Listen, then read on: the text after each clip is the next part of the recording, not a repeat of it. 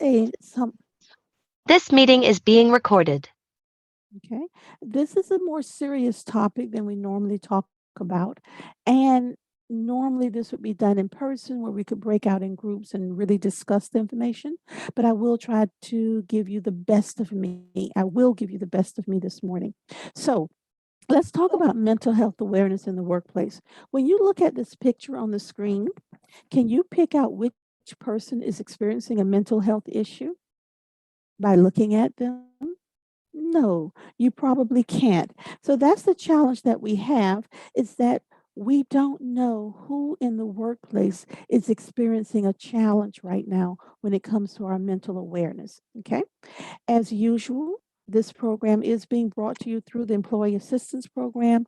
We're going to talk about that throughout the program, so I won't spend much time on that right now. So, first of all, our objectives for today, we understand that there's growing awareness about mental health related issues. Chances are that many of you may know someone who struggles with mental illness or who's having some mental challenges right now. But the whole conversation is, how do we support that person? How do we show that we're there for them without getting into their personal issues? Okay. We know that a lot has changed in the last 2 years since we've been going through this pandemic. So that's what we're going to talk about because we know that as a society, we can talk about our heart attack and our stroke. We'll tell you about our diabetes and our gout. We'll show you where we, broke our arm or had an accident or something physical. We'll talk about all of our physical stuff, but we won't talk about our mental challenges. That's taboo. We can't discuss that in public. We try to keep it secret. And it is very difficult to keep it secret when it's impacting you. Now, I want to give a caveat to start off. Today's presentation may bring up some strong feelings for some of you. We're encouraging you to make sure you're taking care of yourself first. For some people, there may be some personal memories of things that have happened in the past. It's important that everyone feel free to take care of you. If you need to pull back from the conversation, that's fine. I am going to send you a copy of the presentation afterwards, and it is being recorded so you can go back and listen to it at your leisure. Because of the platform that we're on, we're not going to ask anyone to share personal experiences. As a matter of fact, I'm going to have to pivot throughout this presentation because of our time constraints, but you will have the documents afterwards that you can go back and take a look at. Okay. All right. So, first of all, we know that pre-pandemic, about 1 in 10 people would admit that they were having some mental challenges. Kirby, if you are out there, if there's any way you could mute yourself, that would help us because we're getting a lot of feedback right now. Thank you so much. And anyone else, if you're not muted, please mute yourself. So, pre-pandemic, about 1 in 10 people would admit that they were having some mental challenges. Now it's about 1 in 5. So we know that people are experiencing some things from this pandemic, and 1 in 5 Americans will experience a diagnosable mental disorder in any given year. Mental health issues isn't something that you check at the door when you go to work, leave it at home, and then it's there waiting for you. No, it goes to work with you. So that's why we're talking about in the workplace. Mental health issues strongly influence your performance. They influence your productivity, your illnesses, the rate of illnesses that you get, your absenteeism, your health concerns, accidents, turnover. Mental health issues impact every aspect of our life. Suicide is the 10th leading cause of death in the United States. Suicide is the second cause of death for people between the ages of 10, yes, 10 and 34. And it's the fourth leading cause of death for people between 35 and 54. Unchecked, mental illness costs companies in America over $100 billion a year. So we're not talking about a small issue. This is a major concern that we want to address today. So we're going to approach this training today of you as a support system. You may be having some challenges that you may want to reach out to EAP or your physician and get help with, but you also may know someone who's going through something, whether they're a coworker or a family member. You don't need to be a therapist in order to help. Here's the thing, it's not your job to diagnose what's going on with the person. In fact, we don't want you to try to diagnose what's going on, but we do want you to be there as a support system to help. All you have to do is be present without judgment, to listen to what the person is sharing, to connect that person with the help and the resources that they need. We want you to avoid giving advice, well, you should do this and don't do this, because you don't know the full situation. But you want to make sure that you're that conduit to get them the right resources that they need. So basically, your job, and especially in the role that you play, is to be there to listen, to offer support, and to help the person connect to whatever resources that they need. So, as you know, in your role, there's some things that we want to avoid saying. So, for example, when someone is struggling and we say, well, you know, there's always someone out there worse off than you, that doesn't really help that person in their situation. Or we say, well, life isn't fair, deal with it. Stop feeling sorry for yourself, get over it. You just need to pray a little bit more. You just didn't pray hard enough. Too blessed to be stressed. You got to let that stuff go. Have you just tried being happy? And when we say, I know how you feel, be very careful with those words, because unless you've been in that exact situation, you don't know what that person is going through and how they feel. To tell someone who's lost a parent or a spouse or a child that you know how they feel, yet you've never lost a parent, a spouse, or a child, then you really don't know what that person is going through. We can say things like, I'm here for you. I can appreciate what you're going through. You're important to me. I care about you. When you're ready to talk, I am here for you. Anytime, please reach out to me. Those are the words that we want to use when we're trying to help someone through their situation.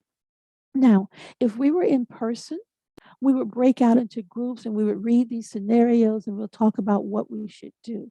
We only have a few minutes this morning.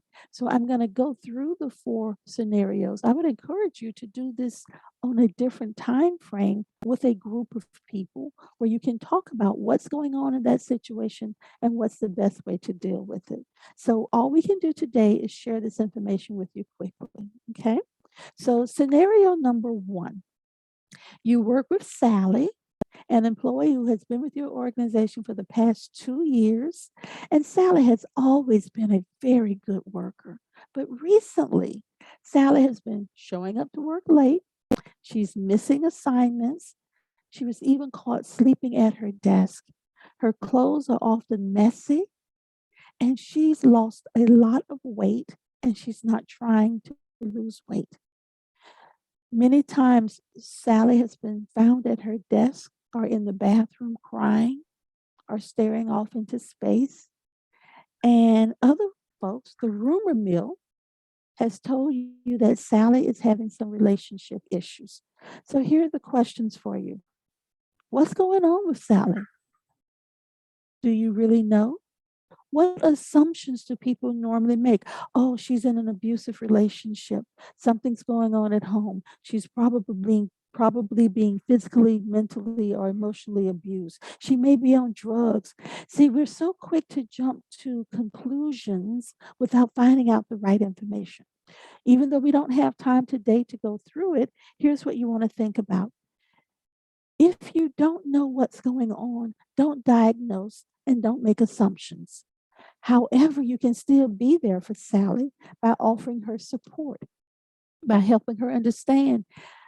I see that you're changing, that something's changed about you. If you want to talk about it, I'm here to listen.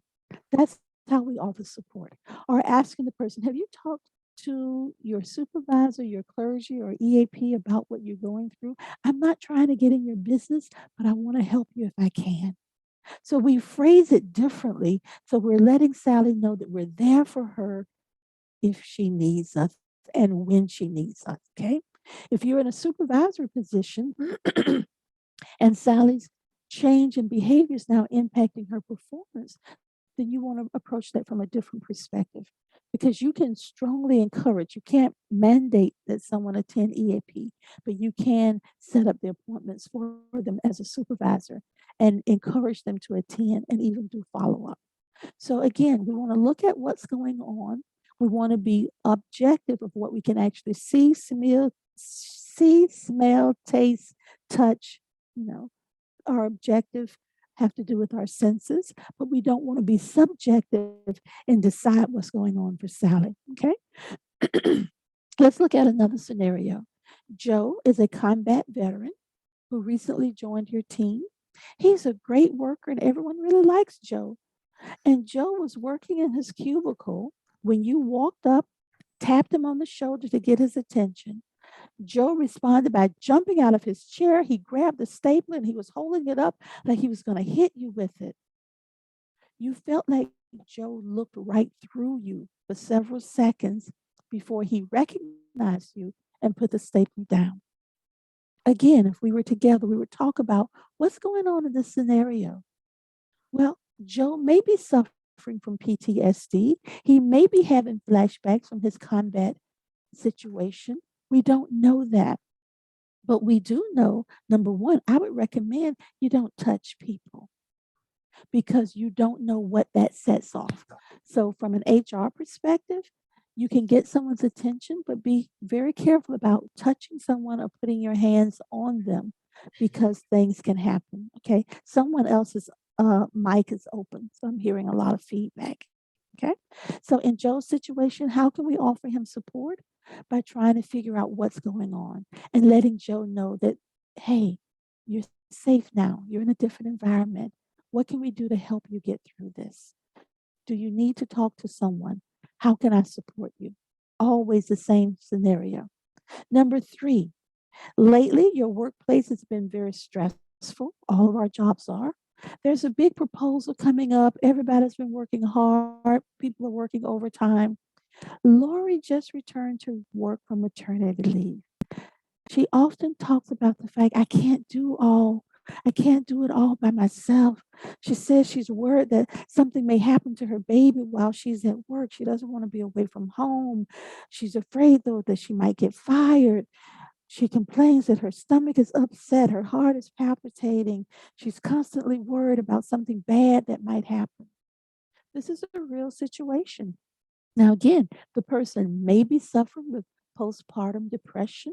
They may be going through some other concerns. It's not our place to diagnose, it is our place to offer support in any way we can. And then the last scenario, Tom is a great employee. He's only been with you about 6 months. Tom is an avid hunter. He always talks about taking his kids hunting and taking them fishing.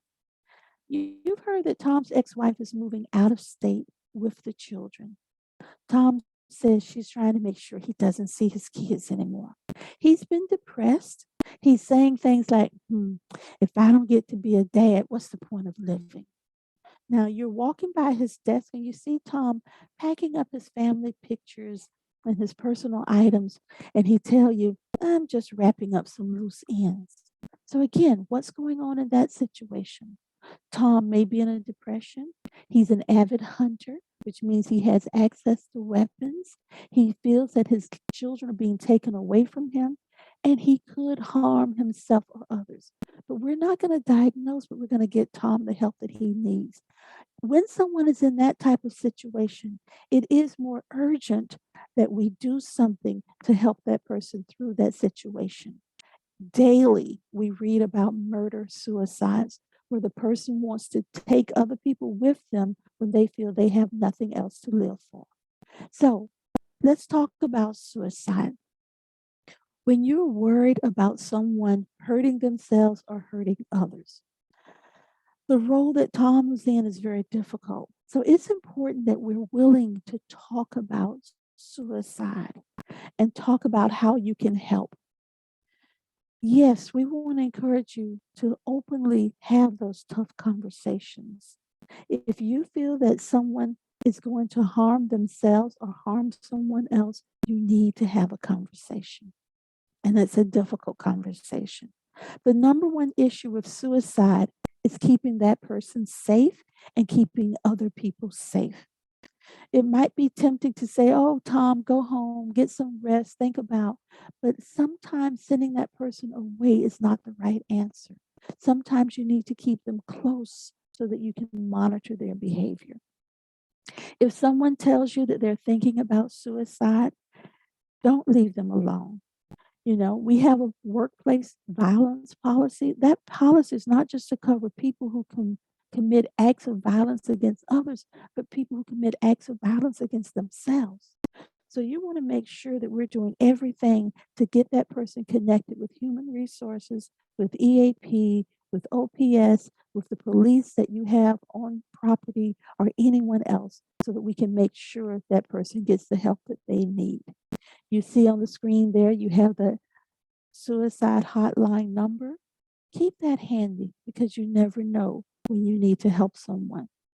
So, here are the hard questions that we have to learn to ask. Ask why it's important to say the word suicide openly. Here's what happens when we can openly ask the question, are you thinking about harming yourself? Are you thinking about killing yourself? Are you thinking about suicide? Those are hard questions, but they actually take some weight off of the other person. It takes away of the shame that person may be feeling, and they may want to talk about the thoughts that are going on in their head. It's critical information that you need to know. That's why people in counseling and in the health arena will often ask, "Do you feel safe at home? Are you planning on hurting yourself or hurting anyone else? And then, do you have means available?" Those are very important questions. But remember, your job is not to diagnose. Your job is to help that person get help. So sometimes when you ask these questions, it lets the other person get off the hook because they want to talk about what they're feeling. It's not normal what they're feeling. And you may be afraid as well, but you may have to pull some confidence from somewhere so you can get the person the help that they need. Okay. Now, here's some myths we're going to talk about. The top three myths when it comes to suicide. Number one, people who talk about suicide won't really do it. That's not true. Almost everyone who attempts or who died by suicide gave clues and they gave warning. They were asking for help. They were crying out for help. Don't ignore the signs. Don't ignore the threats. If people are saying things like, you won't have me around to push around much longer, you'll be sorry when I'm gone, you'll regret it when I'm no longer here. Those are warning signs. Understand that suicide is no joking matter and that people who talk about it are looking for help. The second myth, nothing will stop a person who's suicidal. Again, not true. Even the most severely depressed person has mixed feelings about life and death. They go back and forth. It's not as if they're planning it every day. They waver. They really don't want to kill themselves. They just want to stop the pain. They just want to stop the hurt. And they don't know all the options that they have available to them. So keep that in mind. The impulse is not to end it all, they're just trying to get help. So you do want to say, how can I help you? How can I be here for you? And some people think that if you mention the word suicide, that that's now putting the thought in their head. No. Someone who's thinking about suicide already has that thought. You don't just become suicidal overnight. They've thought about what the consequences will be of their actions, but you want to help them understand that I am here to support you. Let's get you to the right people who can help you deal with the situation. Now, this slide, make sure that you review it when we send you a copy of this presentation. because these are things for you to look out for within yourself or within other people. If you're talking about dying by suicide, death by suicide, if you've seen drastic changes in someone's behavior, if they're withdrawing from friends and social activity, they've lost excitement about things that they used to like to do, whether it's a hobby or going to work or going to school, if they start giving away some of their prized possessions or things that mean so much to them, or if they've attempted to commit suicide in the past, people who all of a sudden want to do what you consider risky behavior. They start doing race car and drag racing and jumping out of airplanes, things that could kill them. And then it doesn't have to be suicide. When they've had grief or recent loss and they say, why did that person leave me? I want to be with them. Why them and not me? If you see changes in their hygiene, if they're now using alcohol and drugs in a very destructive way, or if someone has been in a depression and then all of a sudden they're really happy, that might mean that they've made their decision and they now feel that suicide is their way out, and you'll see a happy side of them before something bad happens. Guys, I'm giving you a lot of information. I'm trying to give it to you in a quick and uncomfortable format, but please understand that we want to make sure that you're safe and that you keep the person safe. Don't agree to keep confidential that someone is planning on hurting themselves. That's not the secret that you want to keep. So that's why, even when you attend EAP, you will be told that what you share is privileged and confidential as long as you don't share information that you're planning on harming yourself or harming someone else. Then, by law, that information must be shared with the authorities so that we can keep you safe and keep other people safe. And you want to make sure that you have that same level of confidentiality with your friends. I'm here to support you, but if you tell me you're planning on hurting yourself, I want to help you get help. Okay? Don't dare the person. I don't believe you'll go through it. And don't use threats like, well, you'll never get into heaven if you do that, or you're going to go to hell, or God will never forgive you.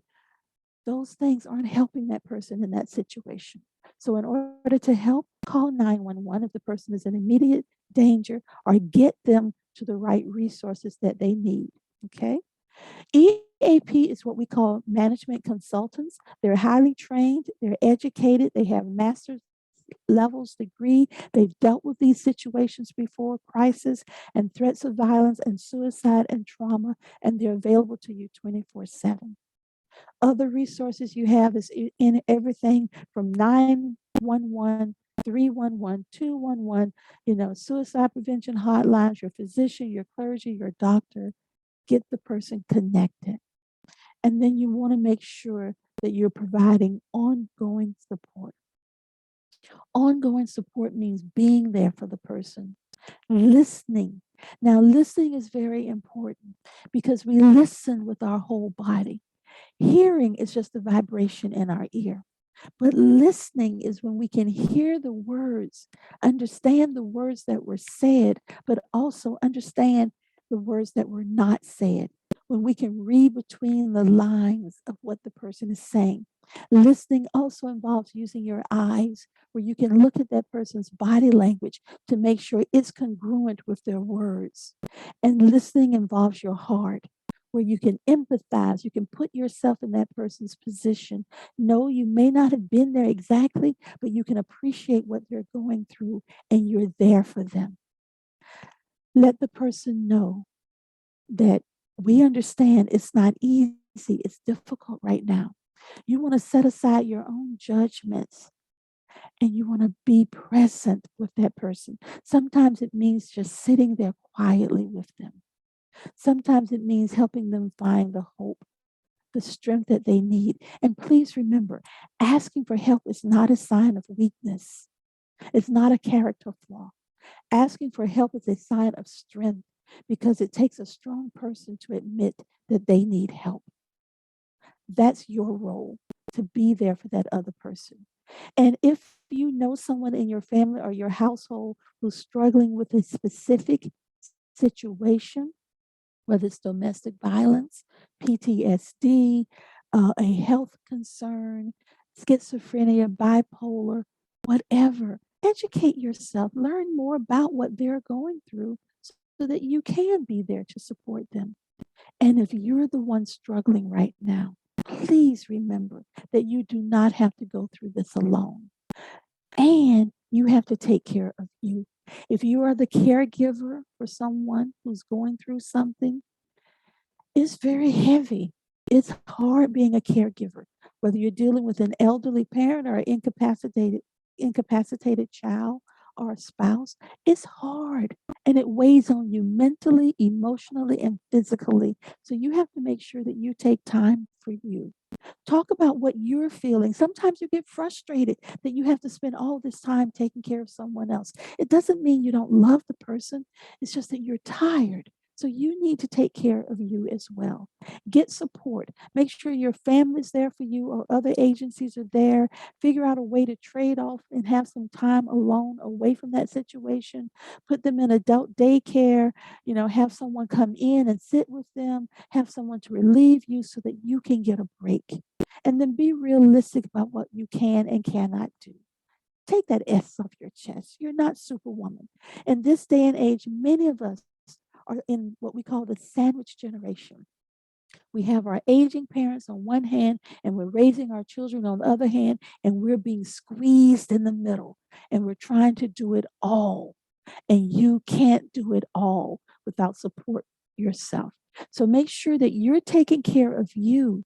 And if you are the one who needs help coping right now, please reach out to the EAP, reach out to your clergy, reach out to your physician. Let someone know that you need help right now. If you look at this as ground zero, I've shared this in my stress workshops. If this is ground zero, everything that happens to us above ground is temporary, but it doesn't feel temporary when we're going through it. You're here today because you've gone through some stuff in your life and you've learned some coping skills. Young people, the age of 10, are committing suicide because they haven't gone through a breakup before or failing a test or disappointing a parent and they don't have the skills they need to get through it. You've learned, you've had relationship issues, financial issues, health issues, job issues, children, family issues, and you got through it. Everything above ground is temporary. Remember these four words: this too shall pass. But when you get underground, that's permanent. There's no coming back from that. So suicide is a permanent solution for a temporary issue. Please reach out, get help for you or for a loved one. Remember, we're here to support you and to help you be the best that you can be. Miss Lisa, I'm going to turn it back over to you. If there are any questions or comments, if anyone has put anything in the chat box or the Q&A,